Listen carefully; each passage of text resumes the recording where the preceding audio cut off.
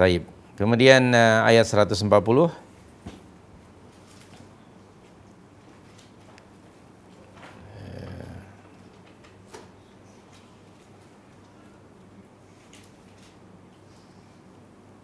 Iyamsaskum qarhun, jika kamu,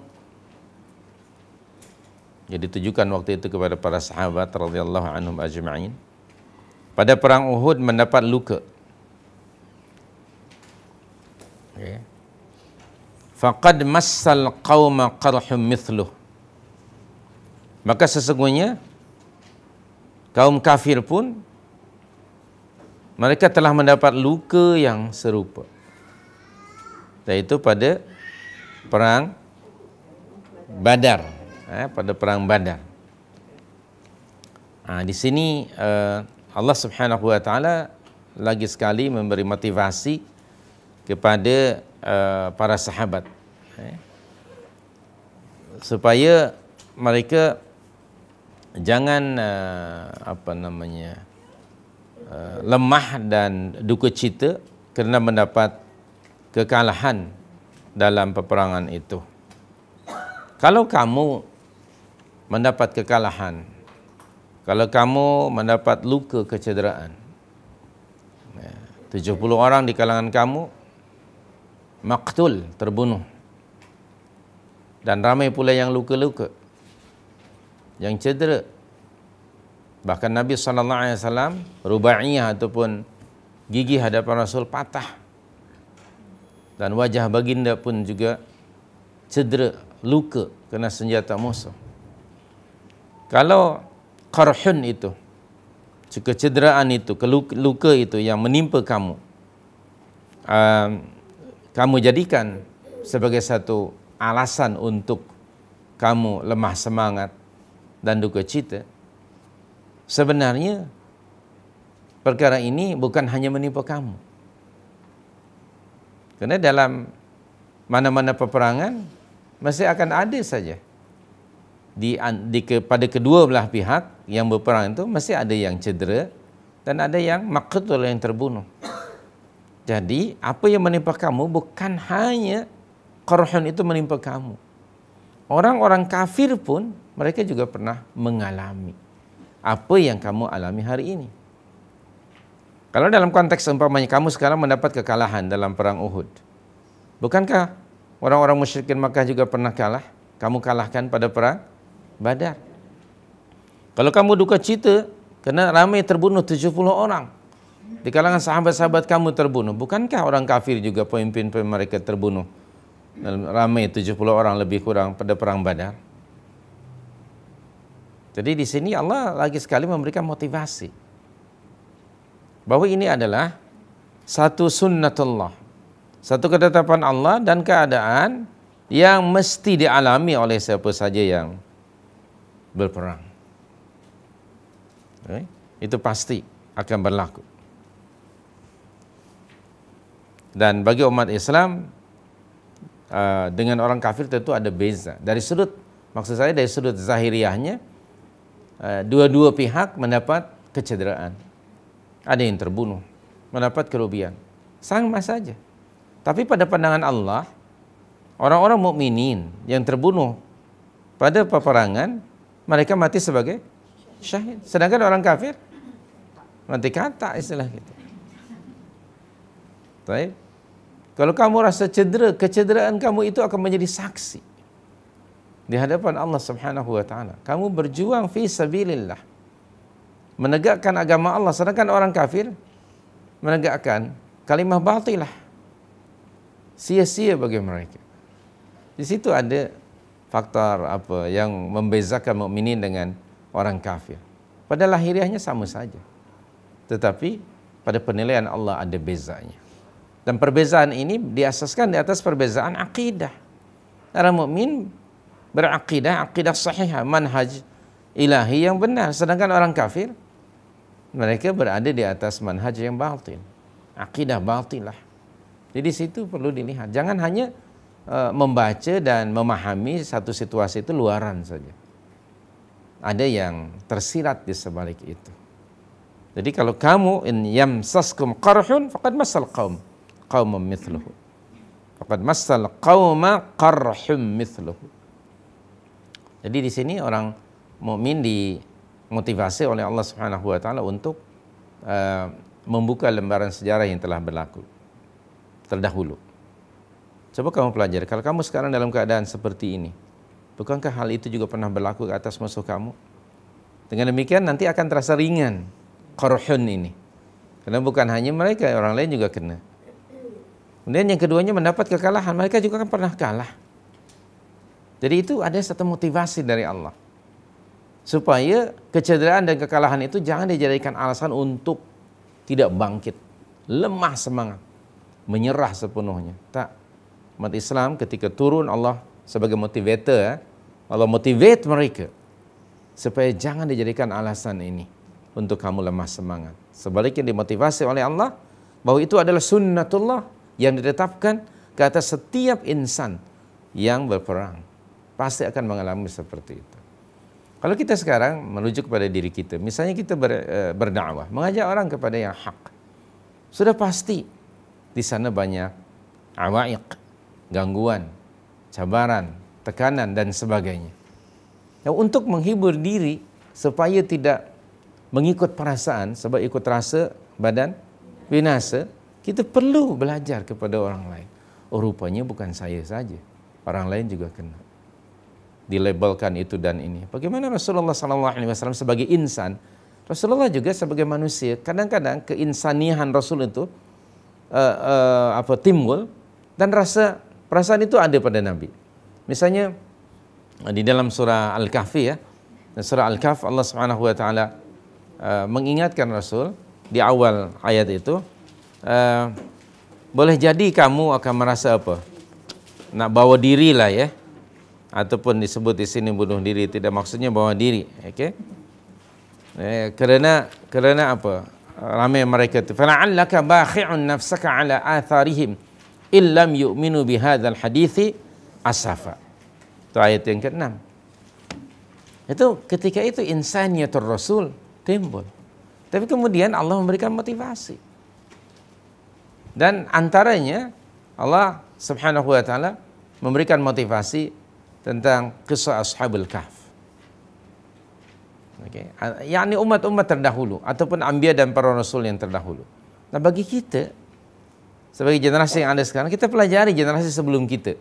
Generasi sebelum kita hinggalah kepada generasi sahabat dan Rasul sallallahu alaihi wasallam. Jadi ini penting. Demikian juga bahwa katalah kita dalam hidup sudah pasti ini ketetapan Allah ya. Hidup itu kadang-kadang ada di atas, kadang-kadang ada di bawah macam roda ya. Nah, ketika berada di bawah jangan duka cita bahwa orang lain juga pernah berada seperti yang kamu alami hari ini. Setelah kamu berada di bawah, jika berusaha niscaya kamu akan naik ke atas. Maka ketika kamu ada di atas, jangan senyum. Kenapa? Sebab kamu akan turun nanti. Mestinya menangis. Masa di bawah jangan menangis, harusnya senyum karena kamu akan bangkit. Subhanallahil karim. Tapi itu kan motivasi itu kan. Tapi untuk orang tertentu nak mengalaminya tidak semudah barangkali yang dialami. Sebenarnya mudah. Itu depends kepada kita lah. Kalau kita katakan itu mudah seperti di sini kan. Waktu itu kan sudah decline para sahabat. Sampai habis, sampai ke bawah mereka sudah tak ada daya dan upaya. Apalagi dipengaruhi oleh media massa yang dikuasai oleh orang munafik pada masa itu. Tiap-tiap hari, jika sekiranya Muhammad benar itu Rasulullah, kenapa kalah dalam peperangan ini? Katanya Muhammad itu utusan Allah yang selalu dan sentiasa akan ditolong, dibantu oleh Allah. Kenapa pula dalam perang Uhud ini dia kalah? Kalau kamu benar orang mukmin, takkanlah kalah dalam peperangan ini. Ini menunjukkan bahwa kamu nih jangan-jangan manhaj kamu tak betul. Kenapa? Sebab kamu kalah. Mereka yang betul karena mereka mendapat kemenangan. Tengok orang-orang munafik kan selalu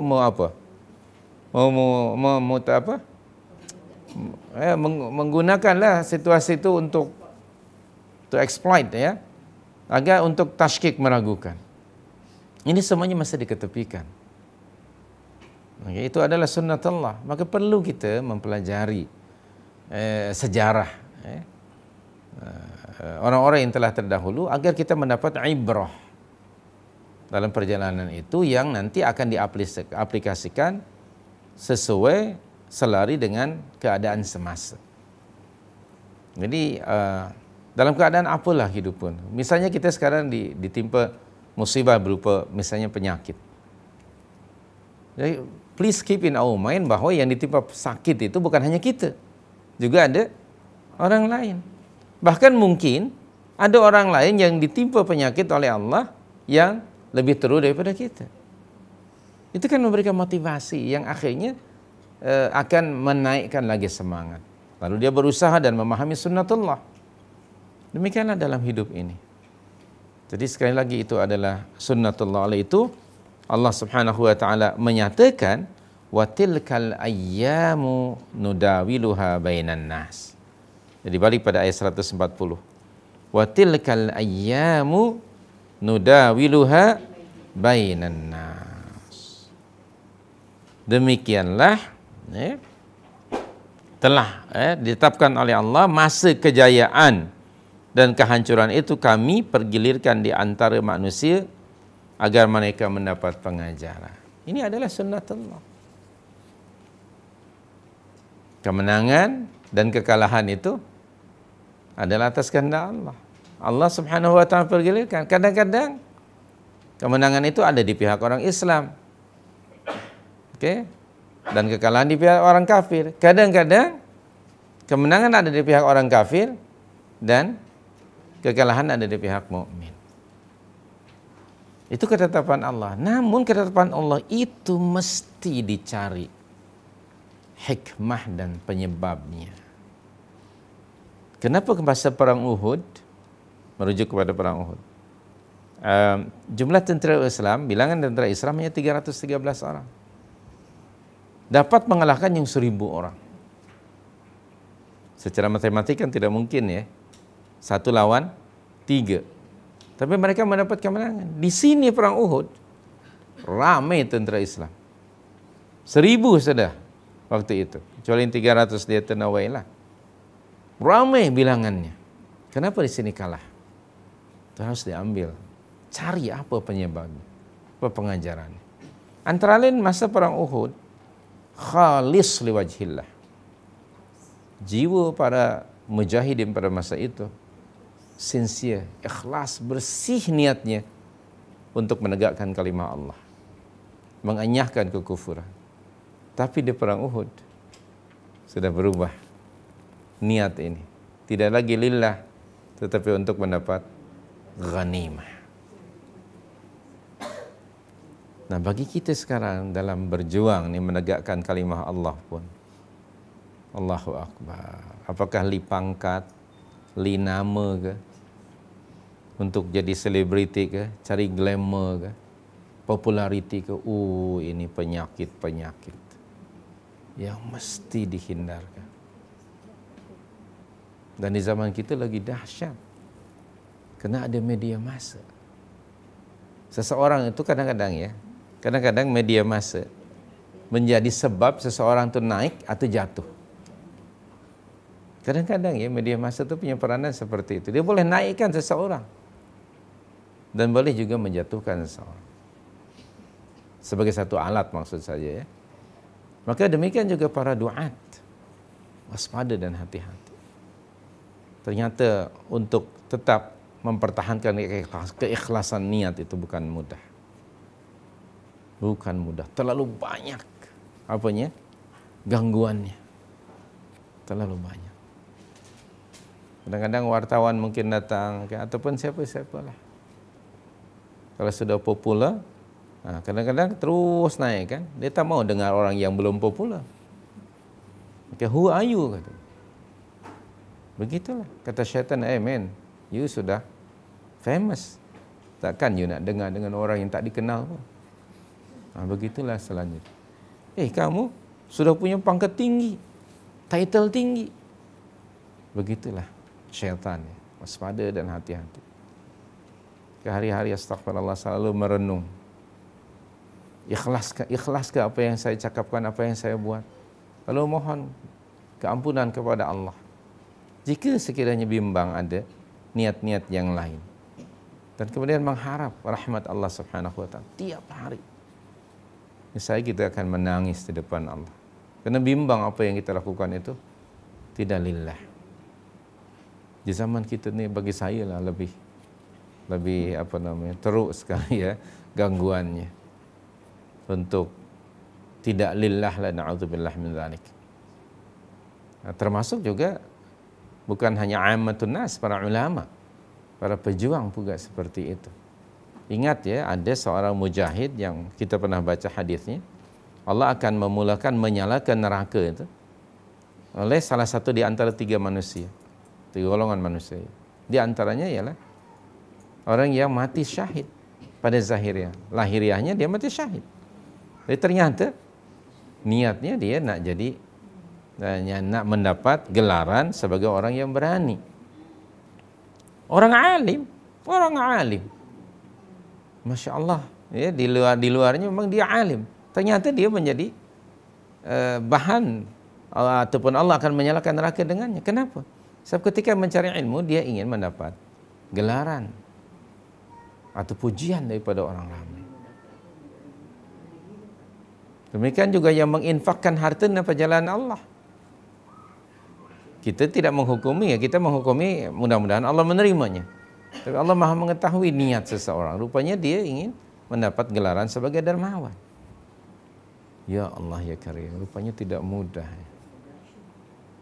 Maka hari-hari di antara perkara yang patut kita ambil kira ialah tazkiyatun nafs, ikhlasun niyah. Sebelum tidur hendaknya kita merenung kan. Sujud di depan Allah, ya Allah. Okay. Apa yang saya cakap, apa yang saya buat, semuanya hendaknya diikhlaskan lillah. Kalau tidak kita mohon kepada Allah keampunan. Kita berada bagi pandangan saya dalam situasi yang kita dikelilingi oleh situasi yang tidak kondusif. Banyak rintangannya untuk na'udzubillah min dzalik melakukan sesuatu yang tidak lillah. Okay, kalau hanya dapat lelah aja tak mengapa, tapi rugi. Na'udzubillah min dzalik. Jadi sekali lagi, in yamsaskum qarhun faqad massal qauma qarhun mithluhu wa tilkal ayyamu nudawiluha bainan nas. Sama ada bainan nas di sini individually ataupun collectively. Negara, misalnya. Kita lihat sejarah Islam pernah muncul sebagai pemimpin dunia. Lalu jatuh sekarang ini. Okey, jangan wala tahinu wala tahzanu. Bahwa masa depan adalah milik umat Islam. In kuntum mu'minin. Perbaiki imannya. Jadi umat Islam akan naik dengan apa? Dengan iman. Bukan dengan teori yang lain-lain. Betulkan iman. Nah, sebab apabila iman sudah dibetulkan, dan itu adalah puncanya. Di antara ketiga-tiga tauhid yang paling khusus ialah tauhid uluhiyah kan. Betul tak? Itu yang paling khusus, akhassul khusus. Di antara tauhid ialah tauhid uluhiyah. Baik. Kemudian dari tauhid uluhiyah itu maka seorang mukmin yang mentauhidkan Allah, dia mesti hanya menerima syariat yang datang dari Allah. Kenapa? Akhassul uluhiyah, sifat khusus uluhiyah ialah membuat syariat. Okay? Inzal atau tanzilus syariah, at-tashri' lil ibad. Okay? Akhassul uluhiyah ialah at-tashri' lil ibad. Okay? Sifat khusus uluhiyah Allah itu ialah membuat syariat untuk hamba-hambanya. Dan akhassul ubudiyah daripada syariat tadi ialah menerima syariat itu daripada Allah yang dibawa oleh siapa? Oleh Rasul sallallahu alaihi wasallam. Jadi in kuntum mu'minin, okey, kamu mukmin kepada Allah. Allah tentu Rabbuna, Allah Khaliquna. kita na'budullah subhanahu wa ta'ala. Ketika kita mentauhidkan Allah subhanahu wa ta'ala, maka kita mesti hanya menerima at-talaqqi, syariat yang datang dari Allah. Sistem hidup yang datang dari Allah. Dari langit, bukan dari bumi. Apa saja datang dari Allah. Mesti menerima. Kemudian kita menerima keseluruhan syariat Allah, baik nasnya, keterangan, penjelasan aplikasinya yang diberikan, disampaikan oleh Rasul sallallahu alaihi wasallam. Kenapa kita harus mengikut Rasul sallallahu alaihi wasallam? Karena dia Rasulullah. Kenapa kita mengikut Muhammad? Sebab dia adalah Rasulullah. Tidak ada manhaj yang paling benar kecuali yang dibawa oleh Rasul. Hal itu baginda sallallahu alaihi wasallam pernah mengingatkan kita. Aku tinggalkan kamu di atas manhaj yang jelas, yang nyata. Tidak ada seorang pun di antara kamu yang keluar dari manhaj itu, melainkan pasti ia binasa. Sekarang kita hidup tidak berada di atas manhaj ini. Sebagian daripada peraturan yang kita ikuti adalah peraturan yang dibuat di atas muka bumi. Jadi bagaimana mungkin Allah subhanahu wa ta'ala akan membantu dan menolong umat ini? Maka firstly we have to do ialah betulkan iman. Bersihkan daripada pengaruh-pengaruh yang negatif. Disebut at-tajrid, ya, membersihkan, mengosongkan minda dari pengaruh-pengaruh yang lain, diisi dengan manhaj ilahi. Bila dalaman ini sudah bersih, luaran itu hanya menerjemahkan. Datanglah syariat dari Allah. Terima hanya dari Allah saja. Syariat itu hanya apa yang datang dari Allah, yang disampaikan kepada kita, ditatbiq, dilaksanakan oleh Rasul sallallahu alaihi wasallam. Dan tugas kita hanya sekedar mentadbir dan melaksanakan. Bukan untuk membincangkannya ataupun bertanya kepada orang. Kecualilah perkara-perkara itu perkara yang am, bukan perkara yang qat'i. Kalau perkara yang qat'i, maka tidak perlu tanya orang lain. Jadi ini pentingnya tadi kalimat iman itu. Wa tilkal ayyamu nudawiluha bainan nas. Jadi orang mukmin sekalipun tetap akan tertakluk pada sunnatullah dalam konteks kejayaan dan yakni lawan kejayaan apa? Kemunduran, kemenangan dan kekalahan. Begitulah. Demikian juga hidup kita. Kadang-kadang kita sehat, kadang-kadang kita sakit. Bukan begitu? Kadang-kadang kita dalam ekonomi mungkin bisnis Anda kadang-kadang mungkin meletup. Kadang-kadang lawan meletup apa ya? Pancet apapun, sebut tak pasti. Ta'ala kulli hal, itu adalah ketetapan Allah. Semuanya itu ada pengajaran. Maka orang mukmin ialah orang yang sentiasa membaca. Termasuk makna membaca ialah beranalisa, menganalisa apa yang berlaku. Orang mukmin ini orang yang sangat cerdas dan cergas, selalu membuat analisa, mengambil pengajaran dari apa yang berlaku sesuai dengan situasi kita tentu saja. Jadi watilkal ayyamu nudawiluha bainan nas. Itu setelah ditadwil, sudah ditetapkan oleh Allah, dipergilirkan oleh Allah Subhanahu wa taala. Demikian salah satu di antara sunnatullah. Kalau kita dah tahu ni, bila apa-apa yang berlaku kepada kita, bila kita diberi oleh Allah kemenangan, kejayaan, jangan lupa diri. Mesti kita bersyukur kepada Allah Subhanahu wa taala. Fasabbih bihamdi rabbika wastaghfirhu.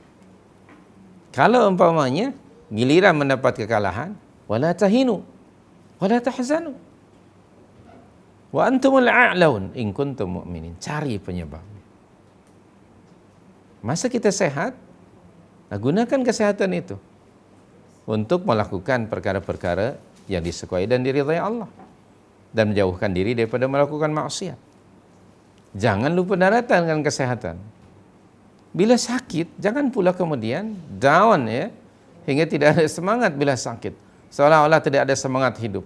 Na'udzubillah dari perkataan orang jahiliyah, daripada aku begini ya Allah lebih baik aku mati. Na'udzubillah. Jadi sekali lagi ini adalah satu motivasi.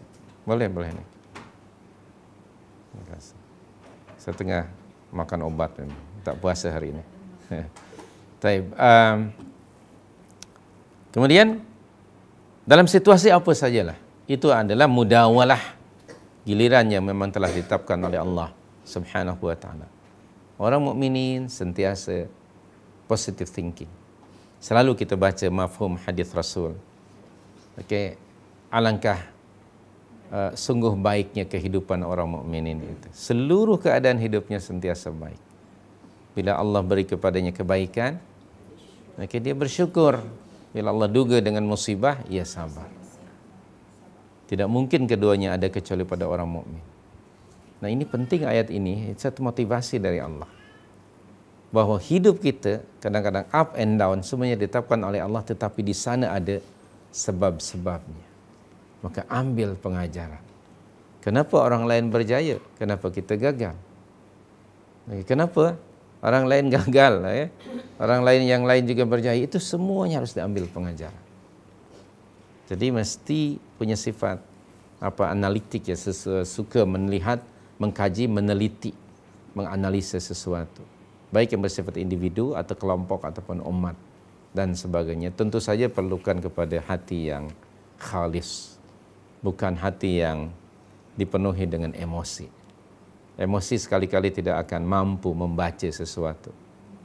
Nah, dengan jiwa yang tenang, yang khalis biiznillah, akan mampu mengambil pengajaran dari apa juga yang berlaku.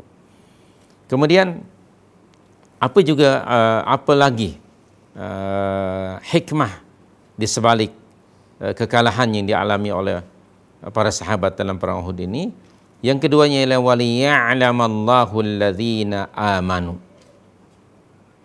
Okey, yaitu tujuannya supaya Allah dapat membezakan orang-orang yang beriman dengan orang-orang kafir ataupun orang-orang munafik.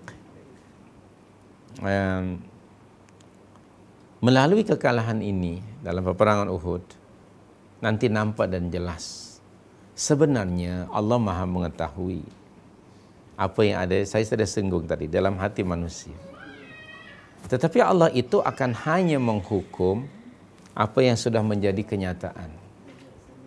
Jadi realiti itu yang dihukum oleh Allah.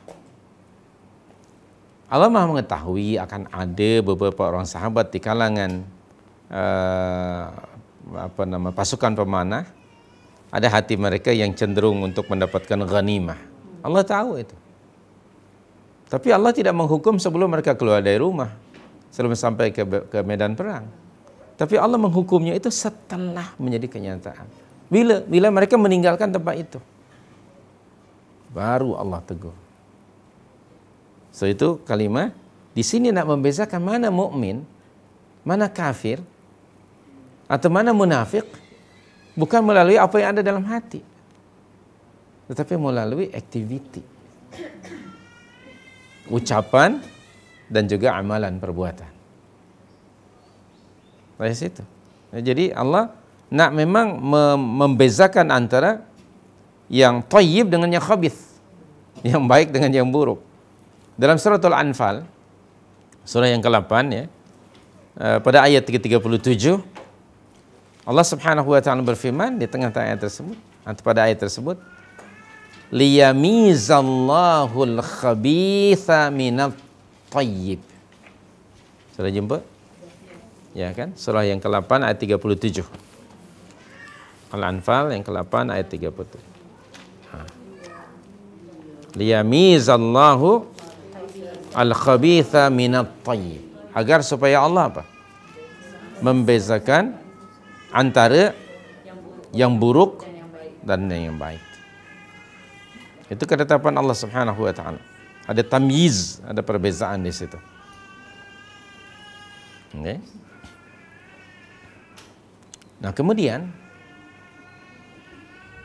kita manusia ni tidak mengetahui apa yang ada di dalam dada manusia kan. Kita akan menilai seseorang itu kan melalui ucapannya dan perbuatannya. Para sahabat pada awalnya mereka tidak tahu kalau di tengah-tengah mereka ada orang munafik. Mereka tidak tahu. Tetapi dengan kejadian perang Uhud, ini salah satu di antaranya, di mana mereka dapat membezakan. Kerana ada di antara mereka 300 orang kan, kembali ke Madinah. Dari 1000 tentera Islam, 300 dia balik lagi ke Madinah. Dari situ nampak, baru mereka sadar. Subhanallah, rupanya di kalangan kita ada orang seperti itu. Kemudian di perang Badar yang 700 ditapis lagi oleh Allah. Siapa yang berperang benar-benar kerana Allah dan untuk menegakkan agamanya, dan siapa pula yang perang untuk mendapat ghanimah. Dibezakan lagi di situ oleh Allah. Subhanallah, ini di kalangan para sahabat ini. Di kalangan para sahabat, bukan kita. 700 orang. Sudah ditapis, tadi ada tapisan yang pertama kan? Tapisan yang pertama 300 sudah. Itu habuk entah apa istilahnya, kotor dah, khabith. Masuk yang 700, rupanya di kalangan 700 pun ditapis lagi dalamannya. Kalau kita bercermin diri kita pada cerminan itu, rasanya di mana kita? Berapa kali ditapis ya? Kalau Anda nak beli minyak masak, selainnya ada iklan berapa kali ditapis? 2 kali ke 3 kali ditapis, supaya benar-benar pure kan, dan memang berkualiti. Rupanya Allah menghendaki seperti itu. Segala peristiwa itu merupakan penapisan dari Allah. Saya tak tahu kita pernah ditapis atau tidak. Ya Allah ya Karim. Untuk membezakan dululah, di kampung kalau padi ya, kan ada tampi ya, lalu ditampi kan. Nanti kalau yang kosong kan, dia akan kena angin, kemudian dia akan terbang. Tapi yang ada isinya tentu dia remain di situ. Demikian juga dalam perjuangan ini. Dalam hidup ini keseluruhannya, dalam perjuangan ini akan Allah tapis. Sehingga nanti yang pure itu mungkin, ya Rabbi, hanya berapa orang saja. Sedemikian juga kita nak tahu siapa orang yang benar-benar mukhlis dan tidak, benar-benar yang committed dan tidak. Ya Rabbi ya Karim. Dapat dilihat nanti. Pada asalnya kita tidak tahu. Allah, walaupun Allah mengetahui, tapi biarlah ia berlaku dan dilihat oleh mata manusia. Jadi di sini ayatnya tadi liyamiza, waliya'lamallahu alladzina amanu. Bukan berarti Allah tidak tahu orang yang beriman, tidak ya. Allah Maha mengetahui. Supaya Allah mengetahui itu, biarlah orang yang beriman sendiri nanti akan menilai. Dalam ungkapan bahasa kita ada beza tentu antara kaca dengan apa? Intan. Beza antara jauhari dengan manikam ke, tentu akan berbeza. Jadi siapa yang tahan lasak dan yang tidak akan dibezakan. Jadi orang boleh saja mengaku dirinya mukmin, tapi nanti Allah akan duga dengan perintah-perintah. Siapa yang tunduk patuh taat kepada Allah, dia mukmin yang sebenarnya. Siapa yang tidak, maka dia orang nifak. Coba lihat perkataan mereka, benarkah atau tidak? Orang mukmin selalu bercakap dengan perkataan yang benar, qaulan sadida. Orang munafik berdusta, itu kan dapat dibezakan. Walaupun pada zahiriahnya kan sama saja. Demikian juga perbezaan mukmin dengan munafik dan juga orang kafir. Itu yang disebut waliya'lamallahu alladzina amanu. Kemudian yang ketiganya, kekalahan dalam peperangan itu ada hikmah yang lain. Wa yattakhidha minkum syuhada. Allahu akbar. Dan agar supaya sebagian kamu dijadikan Allah sebagai syahid. Subhanallahil karim. Syuhada di sini ialah orang-orang Islam yang gugur di dalam peperangan untuk menegakkan agama Allah. Sebagian ahli tafsir ada yang mengartikan dengan menjadi saksi atas manusia. Jadi sini kena ada hubung kait dengan peperangan supaya Allah Subhanahu wa taala menjadikan kamu sebagai para syuhada. Subhanallah. Ini saya melihat asy-syahadah, gugur di medan perang, adalah pilihan Allah. Pilihan Allah. Bukankah semua orang juga ingin mati sebagai syahid? Seperti mana Khalid bin Walid, bukan begitu? Tapi dia tidak terpilih. Jadi maknanya asy-syahadah ikhtiarullah. Gugur di medan perang adalah pilihan Allah. Kalau begitu, para syuhada adalah orang-orang pilihan Allah. Orang-orang yang mulia dan dimuliakan oleh Allah Subhanahu wa taala. Karena Allah berfirman di sini, wa yattakhidha, dia mengambil, yattakhidha, menjadikan minkum, tidak semua, di antara kamu sebagai syuhada. Allah sendiri yang menjadikan kamu sebagai syuhada. Ini mengisyaratkan kepada kita betapa tingginya, mulianya para syuhada. Subhanallahil kalam. Syuhada yang betul-betul mukhlis ya. Khalisan liwajhillah. Antaranya yang 70 orang itu syuhada Uhud. Yang mukhlis tidak punya niat kecuali untuk menegakkan agama Allah. Kalaupun itu misalnya ada ghanimah, itu bukanlah tujuan. Jadi rupanya dalam menegakkan kebenaran ini pun banyak gangguannya ya. Syaitan ini akan ada di mana-mana. Diganggu. Para mujahidin pun diganggu. Kamu berjihad untuk apa? Aku nak dapat harta. Nah begitu. Na'udzubillah min dzalik. Rupanya bukan mudah ya untuk tetap istiqamah ini. Khalisan liwajhillah. Kamu berjuang untuk apa? Supaya orang kenal aku. Supaya aku jadi someone. Supaya aku famous. Supaya aku jadi popular. Astaghfirullahaladzim. Ini semuanya. Oke, racun ya, yang akan menjejaskan keikhlasan niat seseorang. Semoga Allah Subhanahu wa taala memelihara kita dari penyakit-penyakit itu semuanya ya. Wa yattakhidha minkum syuhada. Dan para syuhada Uhud, orang-orang yang dimuliakan oleh Allah Subhanahu wa taala khususnya. Jadi di sini sekali lagi, kenapa Allah tadi memberi motivasi kepada orang mukminin dalam menghadapi kekalahan ataupun misalnya kemunduran dan sebagaimana keadaan kita hari ini, jangan lemah semangat, jangan duka cita. Tingkatkan iman kamu. Kamu adalah orang yang paling tinggi derajatnya pada sisi Allah. Kekalahan itu sebetulnya bukan negatif, tapi positif. Lagi sekali lagi, orang mukmin sentiasa berpikiran positif.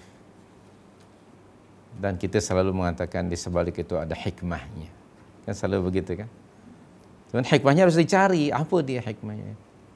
Jangan sampai mengulangi lagi kejadian itu, diulang lagi. Nah itu maknanya tidak mengambil pengajaran. Kan Rasulullah juga menyebut ya dalam sebuah hadis mafhumnya, janganlah seorang mukmin itu terperosok dan dipatuk oleh ular yang sama pada lubang yang sama berapa kali? 2 kali. Ini sampai 3 kali, ini terlalu. Oke, dipatuk dan perosok pada yang pertama itu apa? Ambil pengajaran, jangan sampai 2 kali. Kalau 2 kali maknanya kamu tidak mengambil pengajaran. Jadi di sini Rasulullah memberikan motivasi supaya sentiasa waspada dan betapa pentingnya pengalaman yang telah lalu. Maka itu orang yang berpengalaman itu jangan dijauhkan. Dia mungkin ada pengalaman, mungkin ilmu kurang kan, tapi pengalaman dia tahu. Nah, orang yang baru mungkin ilmunya banyak, tetapi pengalaman. Coba kalau di-combine kan. Kedua-duanya ini. Ya, subhanallah, tetapi nak mengkombainkannya ini bukan mudah. Nah, yang lama, aku senior di sini. Mana boleh? Engkau anak muda, begitu pula. Yang muda kata, aku ada doktorat. Nah, dia tak ada apa-apa. Akhirnya, bila lagi nak? Subhanallahil karim. Semuanya ialah kembali kepada niat yang ikhlas. Okay? Dan kemudian, wallahu la yuhibbuz zalimin. Dan Allah Subhanahu wa taala tidak menyukai orang-orang yang zalim. So dalam konteks ayat ini apa hubung kaitnya dengan peperangan ini? Allahu la yuhibbuz zalimin. Nah, peperangan ini adalah peperangan antara kaum muslimin dengan kaum kufar kan? Nah, orang musyrikin Makkah. Dan salah satu bermakna kalimah zulmun ialah bermakna syirkun. Kita pernah merujuk dan selalu merujuk surah 31 ayat 13 itu kan. Inna syirka la zulmun azim itu kan. Bahwa sesungguhnya syirik itu merupakan kezaliman yang besar. Jadi kalau syirik itu disebut zulmun, itu salah satu makna zulmun ialah syirik, maka orang musyrik juga orang zalim. Okey, wallahu la yuhibbuz zalimin. Allah tidak menyukai orang-orang yang zalim. Itu di sini zulmun bermakna orang musyrik.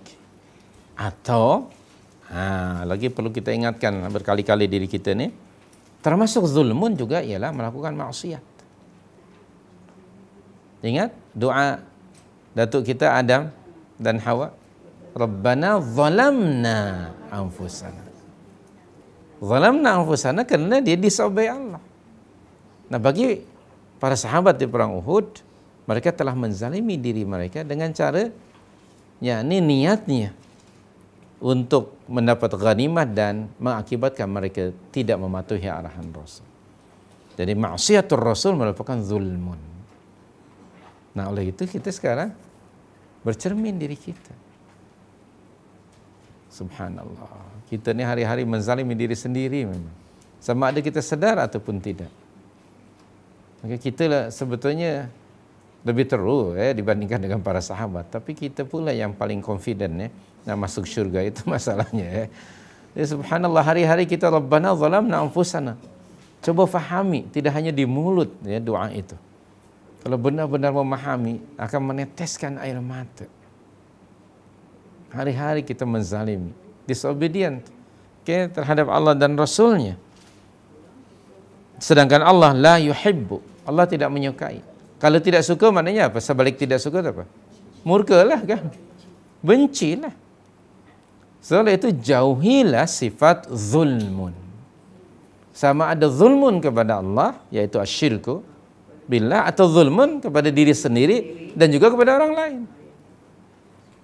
Maka itu kata Rasulullah SAW dalam mahfuz sebuah hadis, unsur akhaka zaliman au mazluman. Bantu dan tolong saudara kamu yang zalim dan yang dizalimi. Membantu orang yang dizalimi, kami dah tahu bagaimana pula membantu orang yang zalim ya Rasulullah. Apa dia? Cegah dia daripada kezaliman. Apa yang menyebabkan dia zalim? Misalnya apa dia? Katakanlah contohnya pangkat. Ya, jangan bagi pangkat dia. Misalnya contoh. Jadi sekali lagi bahawa ketika Allah menyatakan wallahu la yuhibbuz zalimin, kita mesti menjauhkan diri daripada sifat tersebut. Dan ayat berikutnya next week lah. Ya, kita berhenti dulu di sini insya-Allah. Yaitu ada lagi hikmah di sebalik kekalahan pada ayat 141, insya-Allah kita akan baca pada minggu yang akan datang. Terima kasih. Qul qouli hadza wa astaghfirullah. Ada apa-apa soalan sedikit? Ada 5 minit ke masa.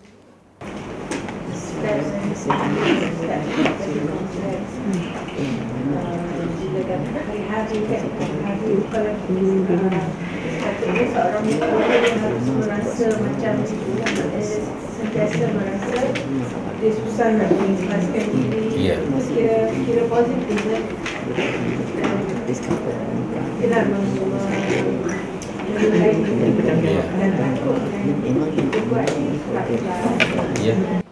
bukankah kama qala Rasulullah, kita mesti sentiasa berada dalam keadaan bainal khauf war raja.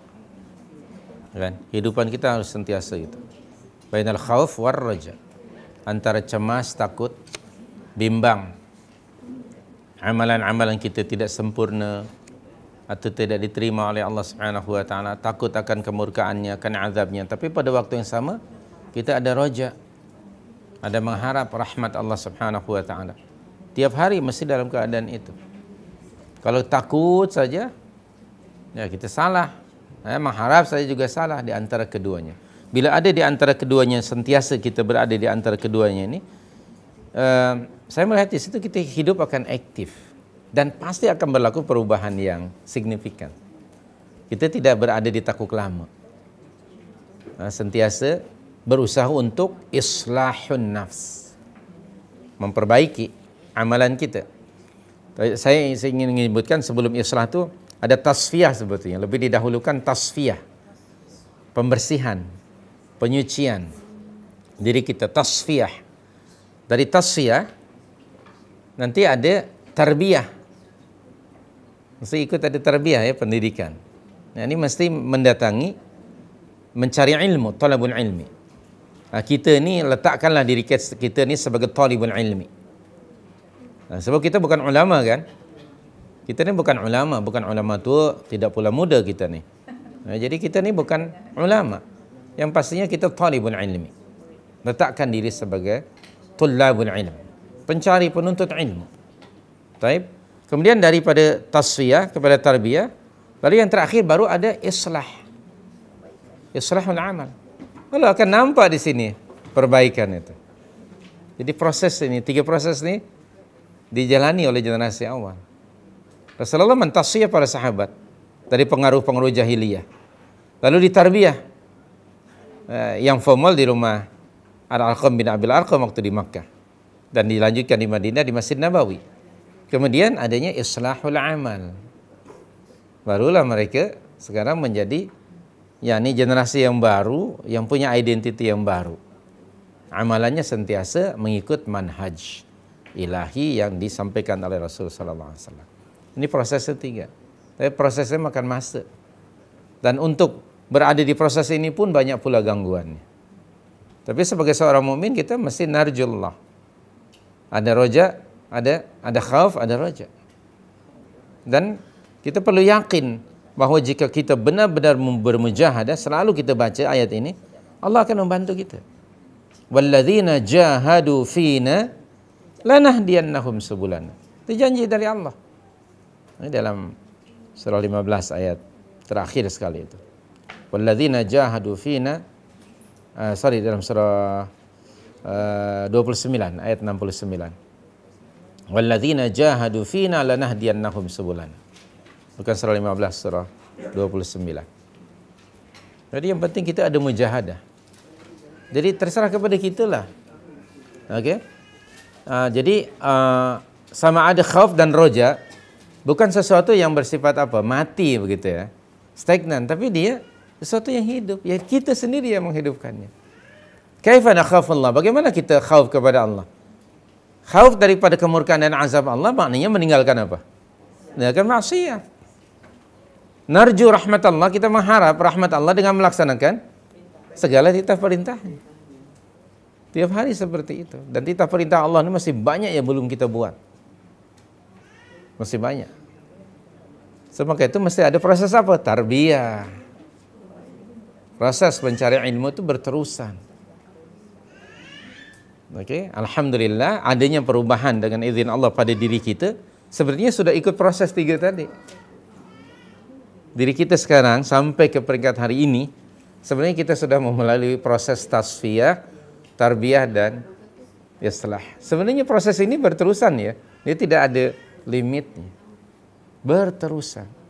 Sampailah datang ajal yang Allah tadi sebut dalam surah 15 ayat terakhir, wa'bud rabbaka hatta ya'tiyakal yaqin. Jadi kita sekali lagi ya, kita mohon kepada Allah hari-hari petunjuk Allah dan supaya Allah membimbing kita. Karena bagi saya lah pribadi, kita hidup di zaman fitnah. Ya Allah ya Karim, kita hidup di zaman fitnah. Hanya kepada Allah kita nasta'in, mohon pertolongan agar Allah membimbing kita selama-lamanya hingga jumpa Allah Subhanahu wa taala berada di atas siratal mustaqim. Allahumma amin. Terima kasih. Itu sajalah, wallahu a'lam.